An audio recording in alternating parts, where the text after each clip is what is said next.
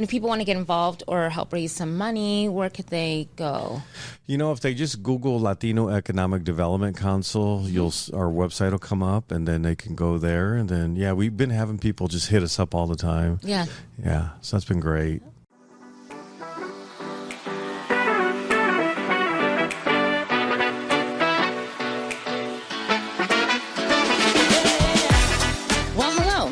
You're listening to Oh My Omaha, the podcast, where we uncover inspiring things about our community through the stories of inspiring people who call it home. I am Dee Harrell, and this is the creator of Oh My Omaha, the blog, and the blogosphere's friendliest face herself, Kim Reiner. Hi there. Hi. Again, I keep thinking that I say the same thing every time. Where I'm like, I haven't seen you in forever. But we both have been on trips. Yeah. How was New York? New York was great. New York was great. Okay. Honestly, it was, we saw Anne Juliet, which I heard is going to be traveling. It is phenomenal. And oh my gosh. And I've seen a lot of shows. And Anne Juliet is on Broadway right now. And it is the story of Juliet written as if she didn't kill herself at the end. Okay. And then ensues into like what happens next after that kind of thing. That's all I'm going to say. But the score, and like the actual play is written around the songs of one songwriter, pop songs, one writer, Max Martin. Okay. I believe it's Martin, who wrote like hits for NSYNC, Britney Spears, Katy Perry. So that music? Music. And it's written into the script. Okay. It is a blast. It is one of the best things I've seen in a while. Yeah. Cool. Really fun. Highly recommend. And I went to beautiful Sioux City. Yes. So it was a media trip, and we just did tours of I think you would we went to, they call it Art Alley, but it's really like several alleys. Yes. These like murals, like 140 some murals. Yeah, I've seen it. It's really cool. And they do like an art festival. Got to go? Yeah. Cool. It was our first stop, and then just like a whirlwind of Sioux City stuff. And was it the weekend? No, it was like Monday, Tuesday. So it's kind of what they do is they invite like travel writers, bloggers, podcasters. And we toured it. Yeah. Toured different places, and love that. And this weekend, going to a wedding, nephew getting married. What? Nate is getting married? Yeah. So that's where we're going. Kansas City stuff. Fun. Yeah. He's getting married in Kansas City. Mm-hmm. Cool. Like, really cool looking reception place. Where at? The Guild. It's right by the Art District. So I'm kind of, is it called Art District, or I can't think of it.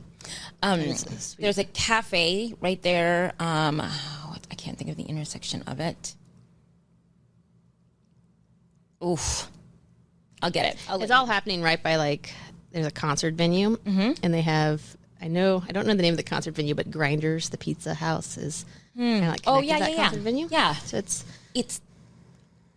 it's right on the tip of my tongue. Yeah. Anyways, but that's awesome. Yeah. Nate's getting married. It's like festival. Yeah. Like festival time. I keep getting memories from 5 years ago at this festival. 2 years ago, this time last year, I was in Austin for Austin City Limits. Oh, cool. Yeah. We have a lot of festivals here in town, which I love. I think we do a really good job of that. Right. Are you going to go to any of them? This fall? It's not really a festival, but we'll be going to Ghouls and Glow. Yeah. We always go to that at the zoo. Yeah. I'm drawing a blank on festivals. Applejack Festival. Yeah. That was last couple weeks ago. 2 weeks ago, right? That's a fun and it was one 2 weeks. They extended them. Yeah. Yeah, that's right. Yep. So that's awesome. But while you bring up festivals, probably the biggest one in the area, not fall festival, but in general, Cinco de Mayo. And that would lead into our guest today. Yeah. And let's just jump right in. Cool. I'll introduce you. So Marcos Eduardo Mora Barrientos is a third-generation Mexican-American. He comes from one of the largest Mexican-American families in Omaha, La Familia Barrientos, which has contributed to the Omaha arts and community scene since 1925. Marcos is a graduate of the Goodrich program of the University of Nebraska at Omaha. And as a pillar of the Latino community, Marcos has become one of the most recognized leaders for his family's contribution in the arts, business, and South Omaha community. Welcome to the show. Yeah, thank you. Welcome. Yeah. Thank you very much. So I wanted to bring you on, mainly like your connection with Cinco de Mayo and the Casa de Cultura and their role in it. To me, I think Cinco de Mayo is kind of the gateway festival for people to kind of, who aren't familiar with like South Omaha or Mexican traditions, to kind of immerse themselves in it. And then my question to you is, people who experience Cinco de Mayo for the first time and love it or curious and want to know more or experience more of Latino culture in Omaha, what do they go to next, or what events next, or what places would you like after Cinco de Mayo? Yeah, like if they're totally unfamiliar with South Omaha and the history of that area, what do they do?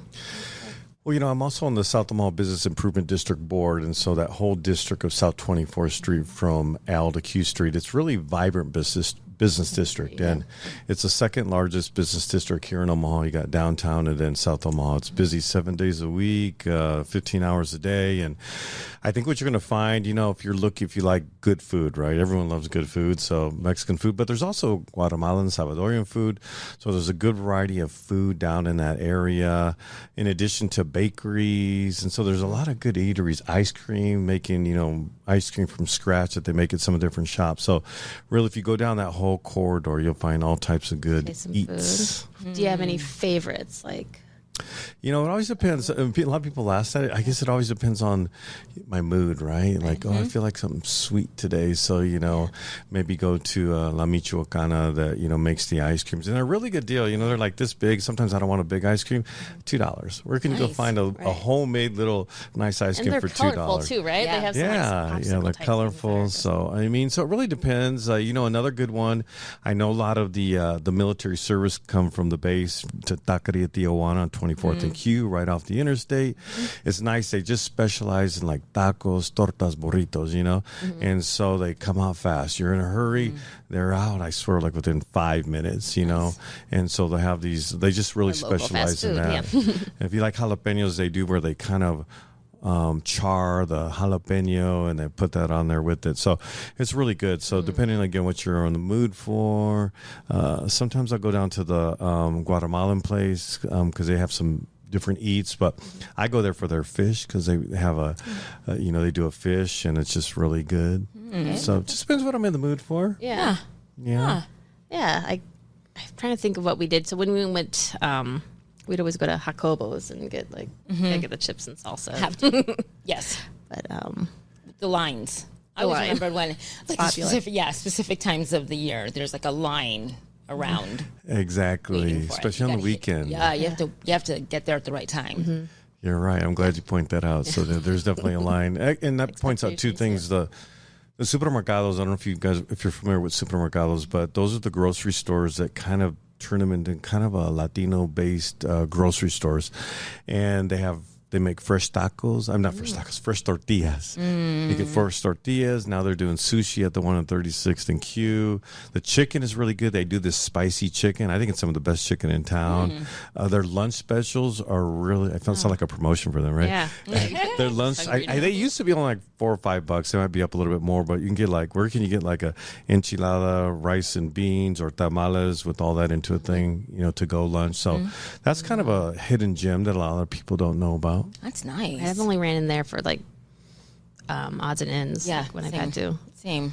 But because when I worked downtown, that was one like the closest supermarket. Oh, okay. In front of the supermercado. I think it was straight up St. Mary's Avenue, maybe. Yeah. The one on Leavenworth. Yeah. That's one of the smaller ones. But Yeah.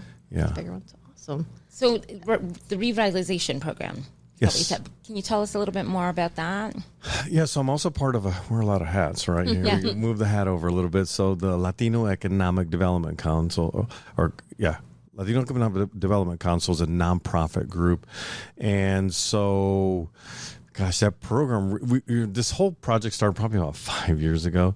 So 15 years ago, my cousin started on the redevelopment of South Omaha 24th Street. And so they only did phase 1 and phase 2, and they never got phase 3 done. So RDG with Marty Schuker got a hold of me and said, hey, we'd really like to finish phase 3, which was the plaza. But they didn't have any money at that time. And so we kind of just started on it, Marty Schuker, myself, and then COVID happened, right? All this COVID happened, and there was money that was around the country that was for COVID relief for some of the communities that were hit hard. And so a bunch of us just were South and North Omaha got together and said, hey, we want to make sure that the areas that were really affected by COVID get some of the money that it's meant for, right? So we all went down there and just really said, here's our case. We really want this for our community.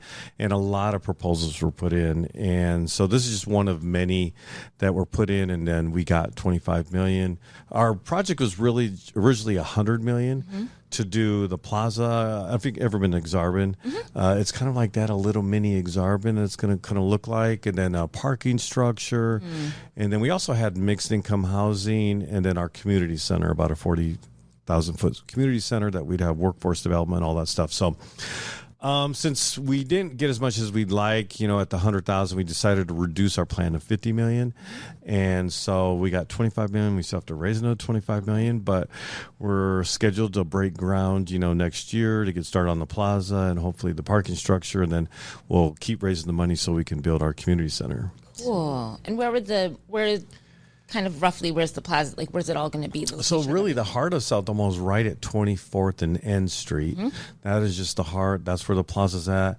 They call it plaza. It's just a parking lot. Yeah. It's a parking lot, but it's going to be a beautiful plaza after we finish. So we have some wonderful designs out there that just, it's been coming together really well. Nice. And if people want to get involved or help raise some money, where could they go? If they just Google Latino Economic Development Council, our website will come up, and then they can go there. And then, we've been having people just hit us up all the time. Yeah. Yeah. So that's been great. That does help. Switching gears, I wanted to talk to you about music. Okay. You're known for music. I used to work at Omaha Performing Arts, and your name I'm familiar with just through the work that you've done with them, but obviously you've done more than that. So I'm going to read through a couple of it before I dive into my questions so people would know. You're the lead guitar of Experience, a Santana tribute band. And you've done everything. So you've mentored mariachi students, and music, and you're in the music scene. What are some of your favorite local bands and local music venues to see them? I like Hector and Chando. I love blues music. I mean, I grew up kind of like with Latin music and then R&B, in my house and stuff. So, and a lot of the stuff that I studied. So I've always loved the blues. So I love Hector and Chando. And I like what the Blues Society does too, bringing in different blues groups all the time, which I think is great for Omaha to bring these different national, regional acts that are always coming in. And then where do you find these groups? Well, down at the Jewel. The Jewel's just like a gem. I think for us, they put it together so well, put a lot of money into that venue. It's another avenue for artists. It's hard to be an artist, to really survive and to do it. I mean, they live very modestly. So that's a great venue. The other one that a lot of people don't know about is the B Bar. The B Bar right off of Leavenworth. And they really support the arts too, and really just getting these different musicians. And these are really musicians that, they're really good musicians, all this different styles. So you get a good variety. I mean, we've always been known for a little bit of top 40, but it's cool which is cool too, but it's really cool. Some of the other artists that really take that music and make it their own. And that's what makes it special. Awesome. Have you been to the B Bar? Yes. Okay. It's like I'm a jam band person. Yes. Well, see, there you go. That's awesome. Have you played? Is there any outdoor venues or what events that you like playing at? Well, the ultimate for any, I guess you call semi-professional artists, would probably be Jazz on the Green. That's as big as you're going to get, unless you get to play, the big arena, right? 10, 14,000, which I've been there before with him at Mannheim Steamroller, but I've been fortunate to do Jazz and Green maybe 4 or 5 times. So it's really just the ultimate high, It's a you fun know. audience too. Like it's fun to be in the audience and just like imagine from the stage. Yeah. I had my boys come on with me and I said, this is the ultimate natural high that you're going to get. Yeah. I said, to have that audience just feed. And so they got up there with me. My youngest, he played Coco, and then the other one, he was the older one, got up there and we played. And I just said, this is one of the biggest natural highs you're going to get. 10,000 people when you can say, hey, and they all say, hey, and they're just responding. Yeah. It's just, it's just a great high. So that's probably the biggest is you're going to get for us in this area, you know. So, and there's a lot of other good festivals that we have around town, the Taste of Omaha and so many other ones that are doing great things to support live art. So the more the better. Right. I agree. Yeah, absolutely. Yeah. It's cool. You had said that you had played with Mannheim Steamroller, which is interesting to me because I was just having hit the mic. I just had a conversation with a friend of mine not too long ago.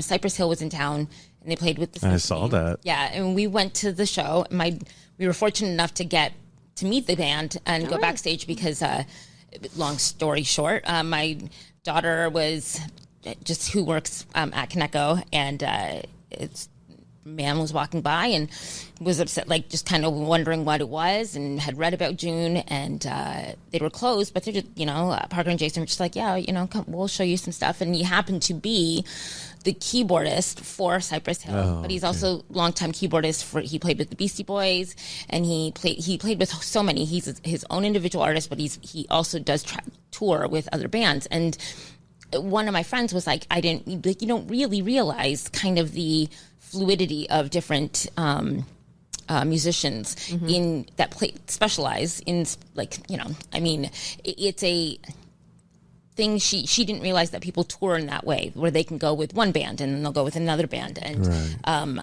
I just think that's it is interesting that not a lot of people understand that, right? Like if you're just like kind of a one trick pony. I don't know if that's the assumption. Can you talk a little bit about kind of like the on the go, or the kind of I'm a independent contractor as well, and like kind of that feast or famine, or the gig kind of life? That's a challenging thing too, is when you're in all these bands, and that's very common here in Omaha, that a lot of these musicians, they're in 3 or 4 or 5 different bands. I mean, really, it's really survival mode, if you don't, because you might only have one gig, but if you play with this one, that one, you can have 2 or 3 or 4 gigs. So really, and you see that all over. I've noticed. Then I was in Vegas, I was talking to someone and said, oh yeah, that guitar player plays in like this band and that band and this band, they're just trying to take the gigs, get that money. I think it's sometimes hard, if you really want to establish a band, maybe go national and do whatever. I mean, that's a little harder when they're scattered. It can be challenging sometimes when you're trying to book a gig. Hey, are you available? Oh no, I got a gig. So that is challenging, but some of them have to do it because that's what they make their living at, so yeah. It's not easy being an artist and a musician. I tried it once and it was like, you have good months where you're like, okay, I'm doing all right. And then the slow months, at least for in this area, are really the winter months, because not everyone's going out. And then, when you have Nebraska football, you can't really do a gig on Saturday. Boy, it's just, it's hard to get people there. So it is. Yeah, it is. It can be tough. Yeah, that's tough. Yeah. So you're a native of Omaha, born and raised? I was raised here. I was born in L.A., but, next year my family will be celebrating 100 years here in Omaha. Wow. Amazing. 100 years. That's amazing. So it's like 100 years of music. So my grandfather and then we're playing music. My aunts and uncles would dance. My aunts would sing. And so we got pictures of our family on South 24th Street in the 30s and the 50s and the 70s. And I started performing when I was 7. So love that. Yeah. And then you teach. I don't teach it really anymore. I used to. I did through college, I did mariachi music, and that's what got me through. That was my part-time job, gig, and I did all right. I make $200-500 a week just playing, on the weekends, and I got to study all week, so that was pretty good. And then I started I got involved in a program called Estritas de Omaha that was teaching kids how to do mariachi. They were stepping down because they were kind of, after 10 years, they were kind of burned out. So I took over the program for 10 years and did just taught kids. And so a lot of those kids now are growing up. They're just playing. And some of them went on to be on The Voice and some other national programs to sing and things like that. So it was real fun. I felt like an extended parent with all these kids. And Are you I was in touch with some of them still then? Oh, yeah. Yeah, with a lot of them, a lot of them still perform, or I'll book them for a gig, here and there. People still call me for a gig. I don't gig as much as I used to, but they're all still, a lot of them are all still playing and things. So that was pretty cool. For 10 years, I just got to be with these kids and help them develop from just basics to, professional and, keep developing them. So every Monday, teaching the kids. Monday mariachi. Yeah, there you go. Monday mariachi. So you're involved in a lot of things, and I had to write this all down because I'm not going to remember all of it. Casa de la Cultura. You've mentioned the Latino Economic Development Council, Barrientos Scholarship Foundation, University of Nebraska Omaha Latino Community Initiative. You've mentioned South Omaha Business Improvement Development, Omaha Public Schools Foundation Board, and so obviously you have a lot of free time. I was gonna say. But what do you do when you have some downtime with your family or on your own? What are some places that you go to relax, or where do you go to have fun? Yeah, relax. Who has time to relax?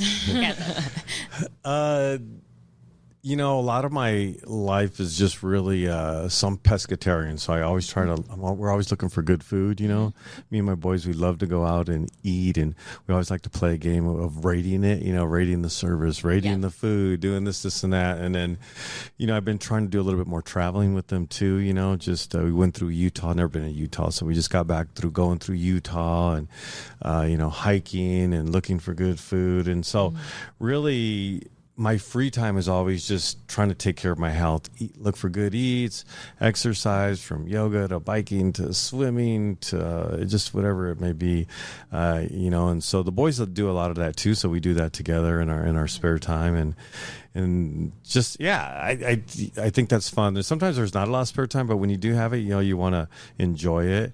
And I, enjoy all of that. But I think you're talking about, when you go out of town, you see shows and music and concerts. And so our last trip was kind of cool because we flew to Seattle, seen a relative, and then from there we took another flight because it was really cheap, flew to Vegas, rented a car, hopped in the car, and then we went to our first stop in Utah, our second stop in Utah, Utah was amazing. So we got to go all through Utah, and then we ended up in Red Rocks, which is kind of classic, and we saw Santana in Red Rock. So that was just the ultimate awesome. sunset with the moon in the side. It was like picture perfect. And then we ended our, trip in that. So that to me was the ultimate experience, really, just to spend time with my boys and still get to exercise and eat good and see some live music. And How old are your boys? So they're 15, 17, 19, 24. Oh, man alive. 4 of them? Yeah. How fun. That's awesome. That trip sounds amazing. Did you do national parks then when you're hiking, or just? Yeah, we love going to Colorado during COVID. We were going to Colorado every other week. What was that? What else was there to do? Just pop in the bike, the yoga mat, and hop in the car and take off. Yeah, we just like to go to different places. Always looking for something new. This last trip, we hadn't been to those 2 spots, so let's pick somewhere new. So just always looking for somewhere new to travel. Awesome. That's awesome. Yeah. Utah. Have you been to Red Rock? You've been to, obviously you've been to Red Rocks. Yes. How many times? Yes, a lot. I don't even know. I couldn't even count. It is magical. Yeah. I think anybody who is into live music has got to see at least if one your show. Favorite band is there. Yeah. That's like, even if they're not, even if it's a band that you are like meh about, like I've gone to like EDM, like I've gone to like dance things there too, and it is just transformative. It's a really spiritual kind of place, right? Like the beauty of it, and then the sound is different than any other venue, indoor or outdoor, and there's an energy of the people who are there that you're just like, like I feel like I could be best friends with all these people right now, or there's something really, really, magical about it. I think it's super cool. Yeah, it does help if you see a band you love there, 100%. elevates the experience even more. But it is already an elevated, and no pun intended, it is really, truly an elevated experience. So I highly recommend anybody go to Red Rocks. We went on the trip where Kevin proposed to me. Oh, we saw like Flaming Lips. And like I had a feeling he was going to propose, and we're at this concert, and they say something on stage like the band was going to help someone propose. And at first I'm like, no, Kevin would never do it that way. Unfortunately, no, he didn't do it. But Yeah. I just remember thinking like, are you I would have kidding loved me? if he had done that. Yeah. I'm not into public displays of. But Yeah. so he proposed at Rocky Mountain National Park. That's It's much right. better on a trail. It was like, okay, Yeah, that's nice. how to do it. But Red Flaming Rocks. Lips, Flaming Lips at Red was Rocks fun. is pretty stellar moment for that whole experience as well. Right. Cool. Santana. Yeah, and I had to study because I'm in a Santana tribute, so I had to get some of those licks down. It's a work trip. Cool. Yeah. Yeah. Write that on your for your taxes. You can Right, deduct that. It's for Good work. idea. Good idea. That's cool. Yeah. So are your boys all in town? Yeah, one just came back. He was down in Austin, actually. Down in Austin. Then he went to New York, did an internship, then California. So he's back here for a little while, and I think he's going to go to Colombia. I said, well, can I go to Colombia? Awesome. So, yeah. Are they also musical? You said a couple of them played on stage with you. but- Not like full time, you know. They all, when they were younger, they all did it a little bit and still dabble. A couple of them on the guitar, but they've all kind of moved on, you know. If you want to do it, cool. If not, that's cool too. Yeah. So at one point they did, but Yeah, and I'm sure that growing up and surrounded by it, there's an appreciation at least for music and yeah, I think they do. important They love listening to music, different styles. It's funny how when we're around our parents, right, we listen to their music and our friends' music, and you're influenced by that. And it's kind of cool. They're influenced by a lot of the music that I listen to and the things that I do. So Yeah. I just took, when you grow up, you just try to have your family around. So I just took them to gigs sometimes and always took them with me. And especially when we did mariachi, we'd travel all over. So sometimes we go Lake Okoboji. So, okay, well, come on, we're going we're going to make this a vacation too, or whatever it may be. So smart.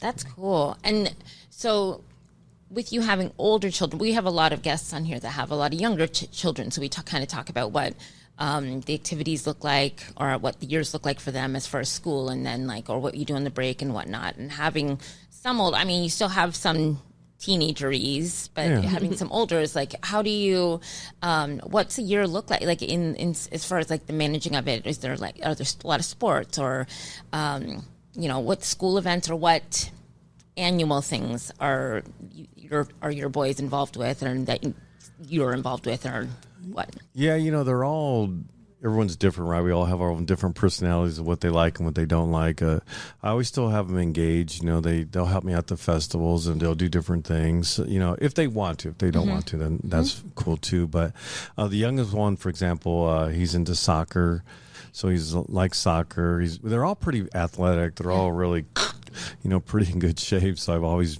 told them to eat well and exercise, so they follow that for most of their life. So the youngest one is really into soccer and doing that, and sometimes we'll bike or walk or do whatever. The next one up is just really smart. He's smart. His GPA is 4.9. Nice. He wants to go into business engineering. So I also try to expose him since I'm really out there in the community. So sometimes I'll hear, "Well, come to this." Come to this meeting, check this out. We're going to meet with these engineers, or we're going to do this blah, blah, blah. So I get to give them a little more exposure maybe because of my projects and the different things that I'm just involved in. I got my real estate license. So sometimes we'll deal with properties or we'll buy a property, flip it, and then I'll have them do the work. They'll do some of it. And sometimes they'll complain and say, I don't like that. So the lessons, well, if you don't like this kind of work, you better, do your own business or you better get a degree because this is just entry-level stuff that sometimes, you don't get a good job, this might be what you have to do or something. So try to teach them life's lessons as we're going along too. So Awesome. yeah. I'm sure you set a very good example as far as work ethic is concerned for them. Yeah, I think so. I think the other thing that I've tried to teach them is just, about money. Yeah. Because sometimes they don't teach us that in school. I've heard those things go, why don't teach us? And then the old school way was just, hey, get a good job and do this and that. My mom and dad worked hard. My grandparents, they were all really blue collar workers. That was just hard work, and they were tired and this and that. But there was always that thing of work hard and save your money. But what about invest your money? What about, looking at the future? What about, so they know about real estate now. They know about stock, we've done all that different stuff. So really teaching them about money.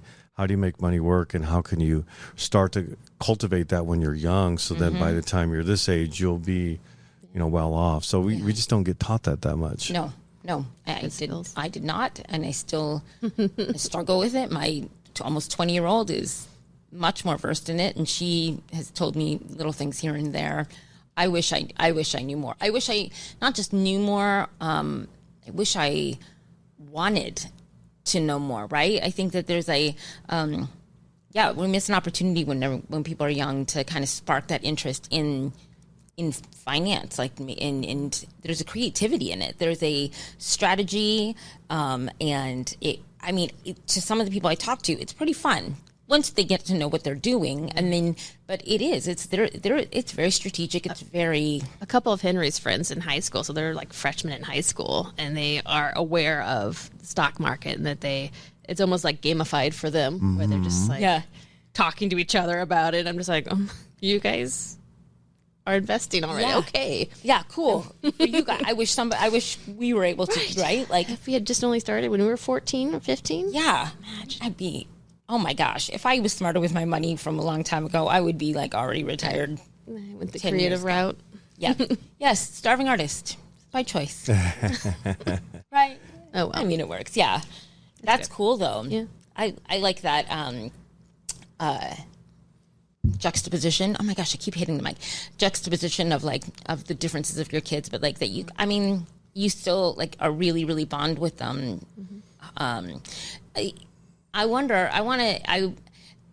When I was reading your bio, there's a lot of things that I was connecting with from a level. So I'm Filipino. I was born in Toronto, but my parents they immigrated to Canada from the Philippines, and there's a cultural. I don't know how to explain it. I was reading your bio, and I just was feeling very. I related in a way to some of the stuff, just because it's a not an obligation, but it's a pride in a cultural pride of carrying on a legacy and the importance of continuing those bonds in ways that aren't. It's to build a community rather than to leave a mark. I'm not sure if I'm using my words correctly there, but there was I could look at your bio and see there was a part of it that I was like, oh, that feels very akin to my family in that sense. But can you speak a little to the cultural pride of South Omaha? I love it. I can, again, there's it feels different. If you get to South Omaha and you feel transported, and it's awesome. The energy, the buzz is different. Yeah, definitely. How long have you been here in Omaha? Long time. I've been here for 24 years. Okay, so she got here when she was a year old. Yeah, so. Yeah. She's about a year. Born in Toronto, and just moved to Omaha right away. That's right. Flee over. So. Yeah. South Omaha has a rich, I guess, cultural history, right? If you look at it, it's always been, I think, home to immigrants, in the past, the Italians, the Czechs, the Polish, all the different groups. So, throughout history, it's always kind of been that way. It's just I tell everyone it's just a different flavor right now, it's just a Latino flavor. But Gary Kastrick, if you guys ever want to interview someone really interesting, Gary Kastrick, he's just a wonderful Omaha historian. He knows history about every part of town. And so he's told me a lot of stories about, South Omaha, and the stockyards and the stench. And when you go back even farther, he says we were the capital of brothels and this and that and all this different stuff that they had back at the bars and everything like that. But You know, I say now that, you know, when I was growing up, I remember, you know, going to Santa Lucia, the Italian festival, and all these other different cultural things. But now it's just, you know, that population's got a little older and passed on, and now it's just kind of new. And you see other groups coming in now. There's more Guatemalans coming in, Salvadorians coming in, Sudanesians coming in, you know, some Sudan. So you're seeing just all different types of, you know, it's becoming more diverse. Omaha's becoming more diverse. And but South Omaha, you know, this really happened in the 90s as far as that Latino flavor. In 1990 to 2000, Nebraska had the 10th largest growth of Latinos in the country. Wow. And it was because of work. And that's always been the push and pull has been employment, work. Oh, I heard there's a job down here. Da, da, da. So that's really what drove it. You know, the Latino population is projected now to be 25% of the entire state of Nebraska, which is kind of crazy. You know, we just went to a national conference in Kansas City this last weekend, and people still are like, really? You got Latinos or minorities, or it's diverse in Omaha? It's like, well, we're ranked number one, you know, by Forbes, city to go to, you know, state. And because of our cost of living, low violence, you know, so more people are coming from all over, California, Florida, all over. So it's great to see the diversity, you know, continue to grow here in Omaha as it continues, you know, the city grows. Yeah. So a lot of cool vibes in South Omaha. It's always kind of been that way. It's just a new flavor right now. Yeah, definitely. Diversity. That's the word I was looking for. Apparently I was struggling very hard to grasp that one. That's all right. Yeah. That's funny. Yeah, that's awesome. Yeah, when you look at OPS, you know, they have so many different languages. I can't remember what there's. My kids' school, there's like I think 11 languages spoken, and wow, there's just all. I think I just heard someone comment on the One World community centers. Yeah.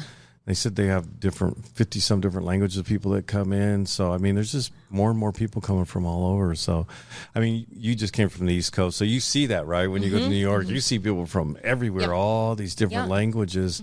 And so we're just starting to see a little bit more of that diversity. I like it. Like Omaha 30 years ago wasn't like that. I didn't feel like, or if it was segmented. And I now feel like any part of Omaha that I go to, it's going to feel diverse. Yeah, like it's. Yeah, I like it. I do too. You know, this is how it's supposed to be. The riverfront stuff. You go down to the riverfront at night, and it is awesome. Like there is everybody. Yep. It is. Talk about diversity. It is the coolest from age to like nationality, ethnicity to like, you know, you've got kids in their school uniforms, and you got other kids just running around in their skateboards, just going through, you know, like it's this like whole, it's cool. It's a snapshot of the growth of Omaha, I think. And especially at night, it's just like right after work or after school, everybody it's just a really cool scene, and it's consistent. It's really kind of a neat thing to observe. Yeah, but yes, coming from New York or Toronto, when I go home to Toronto too, it's since I've lived in Omaha, the transformation of its multicultural, like the being able to see its multiculturalism rather than go to parts of different parts of town only to see it. Right. That's right. I think that's a big transformation too. Is that you're like, oh wow, all right, cool, right? Like it's just, I mean, I love it. So. Yeah, I think now that they've finished Jean Leahy Mall, you saw that. I just noticed, I just saw so much more diversity. It's almost like the center of town. Everyone just came together, but I really love seeing that. I saw different families. Like, oh, wow, look at that. I mean, there's a growing Asian population. Sometimes we don't see it, but now you're starting to see it. It's there. You know, the business, you see more businesses grow here and there, restaurants and nail salons, everything, you know. So, so it's really cool, especially on the food side. We get to see different, you know, more other styles of food. And like they get to bring, like there's different food trucks down, like if there's a different event down at Jean Leahy Mall, there's like new food trucks all the time. I just think it's awesome, the direction we're going. Yeah. Yeah, super cool. So is there anything that you want to talk about that we didn't touch upon? Like anything that you're working on or any place that you wanted to be sure to mention? Probably the one thing we haven't touched base on. So next year's a really big year for us, 2025. It's going to be Casa de la Cultura will be celebrating Well, not just us, but it's just the celebration of 105 years of Mexican festivals in Omaha. So I actually thought the Italians were longer because I looked it up, researched it, and I was like, oh, we barely beat them out. But I mean, it's still cool. So, so the first one was documented in 1920. That they had the first festival. So we've had these festivals going on for a long time. So really, we're looking to make next year a citywide, celebration, not just in South Omaha, all over. So we'll have partnerships with, for example, the Luminarium. We're doing Day of the Dead with them. Awesome. Next year, Omaha Playhouse will be doing something called American Mariachi. I'm talking Omaha Performing Arts, but for the first time, maybe doing Jazz on the Green with the Mexican genre of music, which is really fun too. All these upbeat different rhythms. Yeah. Maybe you've heard mariachi in a couple rhythms, but there's a whole lot of other rhythms that are out there. So yeah, we're just planning next year and doing some concerts and shows, and of course our festivals. So, but we also want to show the historic contribution that we've had over 105 years to Omaha, and also the economic impact and development and all that different things. So I think it's really cool, and I think it's a great way to just celebrate our diversity here in Omaha. So we are frantically working on that for next year, getting all the marketing and get everything, all the partnerships ready to go. Where would we go to find out more about that? What's the website or? Yeah, our simpler website is cdmomaha.com, but then also Casa de la Cultura has one too, culturaomaha.com. So also, or is it .org? I don't use that one as much, but that one too also has a website that'll have all that information on there. And we're going to be making announcements and things out there. We'll have a calendar of events of all the different things. So, yeah. That would be fun. Yeah, I like all that. Absolutely. So we ask all of our guests the same question at the end of the episode. Okay. Where do you find inspiration in Omaha? Inspiration. And there's no right or wrong answer. It's just... A lot of my inspiration just comes from taking a walk. I like to take walks around Omaha. So sometimes I'll go to different neighborhoods and just walk, or different sectors of town. And I really love outdoors. So like when that sun hits me, and I'll just kind of dream a little bit, or trying to get exercise, but at the same time walk and look at all the cool spots around Omaha.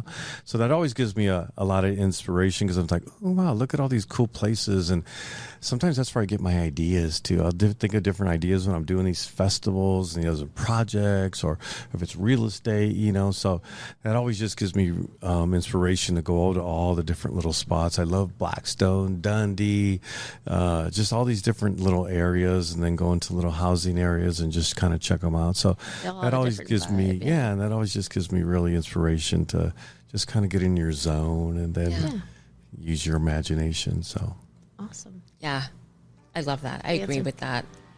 Absolutely. Well, thank you so much for coming on. Well, thank you for having me.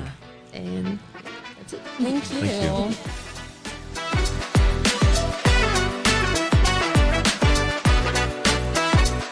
Thanks for listening to Oh My Omaha, the podcast. We want to thank our guest, Hurrdat Media, all of you for your support, and the Omaha community at large. So from D&I, keep on exploring.